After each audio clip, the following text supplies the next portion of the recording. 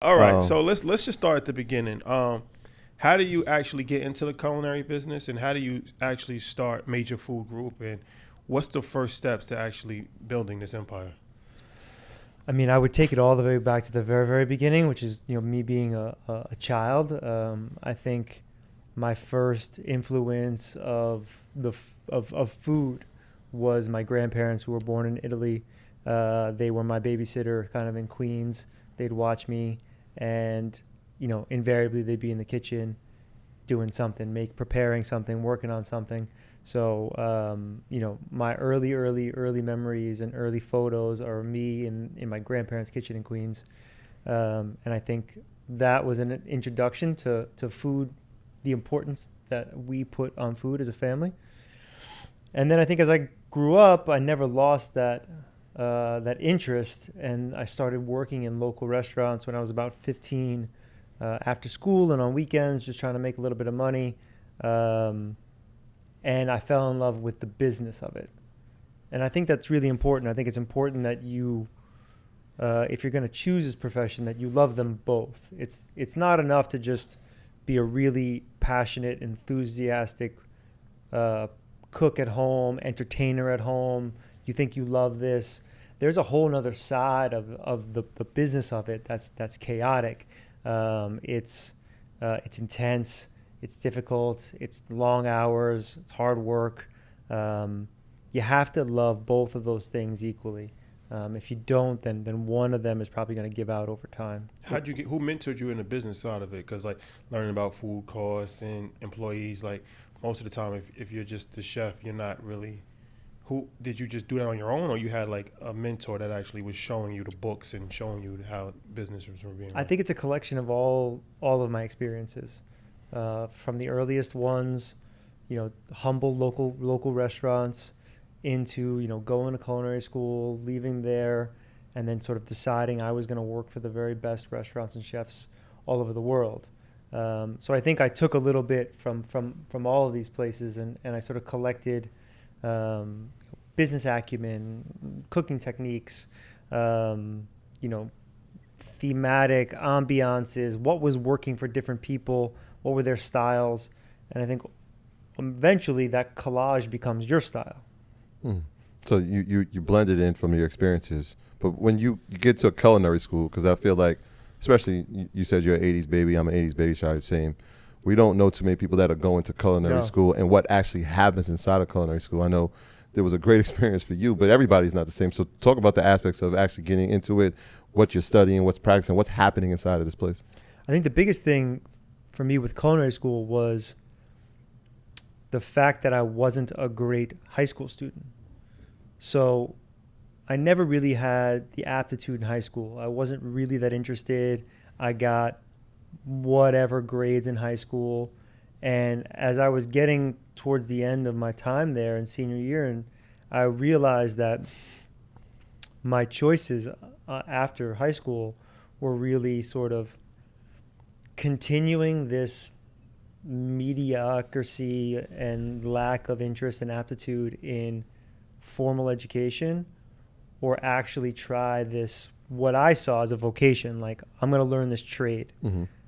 Because to your point, it still wasn't like a cool thing to do in 1997, right? I wasn't going around telling my boys that I was cooking after school. Right.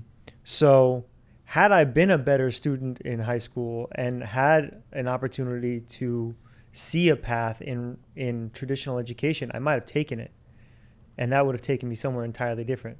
So I think in hindsight, it was luck for me that I didn't care at all about school. And I didn't really want to continue it. So I forced myself to do this vocation. And then that triggered, oh, you better make something out of this. Mm. Like now you made this bed, so now you better make something out of it, because you didn't do it in regular school. Here's culinary school.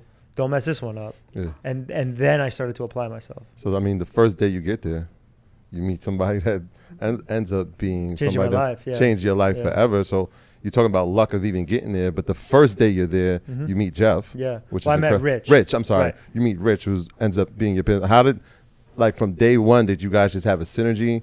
Were your paths kind of crossing at the same time? Like, we have similar aspirations?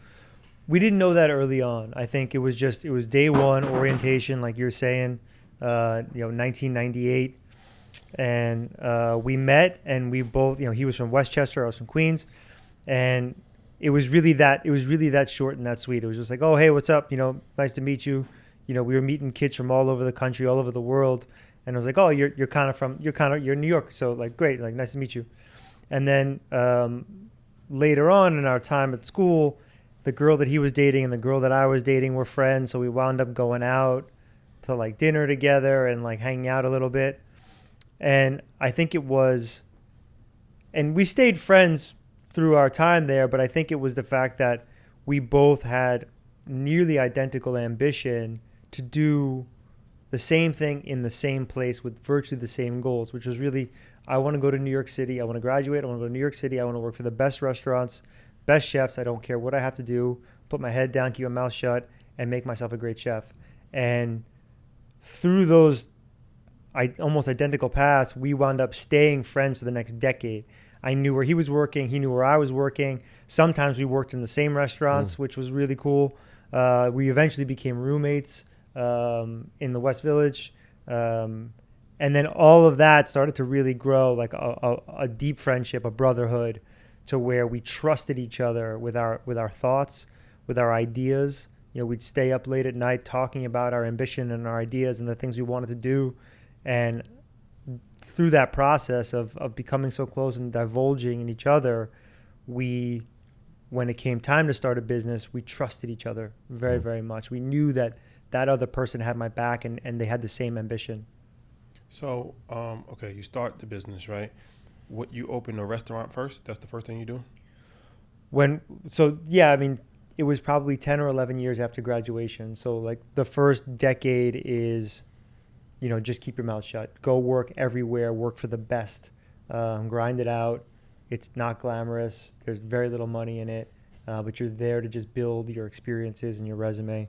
And then end of 2009, the very beginning of 2010, Rich and I opened our first restaurant. Basically, the way that came about was we both had ambition to be entrepreneurs in New York City. And then there was a financial crisis in 2008, which basically meant that any investors for the two of us were dried up. We were unproven. We were young. We had no track record of making anybody any money. So it makes sense that we really had a hard time finding any sort of investment to do this thing. But we were really ready to be our own bosses. So we decided the only way to do it right now would be to do it together. Put aside your personal dreams and my personal dreams. Let's make them collective dreams. And we put the little bit of resources that we had, each had put aside. Each of our families had a little bit of money saved for us, and a couple of friends. And we opened a 400 square foot, almost the size of this room, restaurant, if you want to call it that. 6-table restaurant. What was it called? Teresi Italian Specialties, which still exists now, just a little bit further north on that same block. 6 tables, 20 customers at a time. We served, we were basically a deli in the daytime, and we had one menu at night. That was really all we could serve. So sandwiches in the daytime and a menu at night, and that was our very first foray into being businessmen and figuring out all the things that go along with that.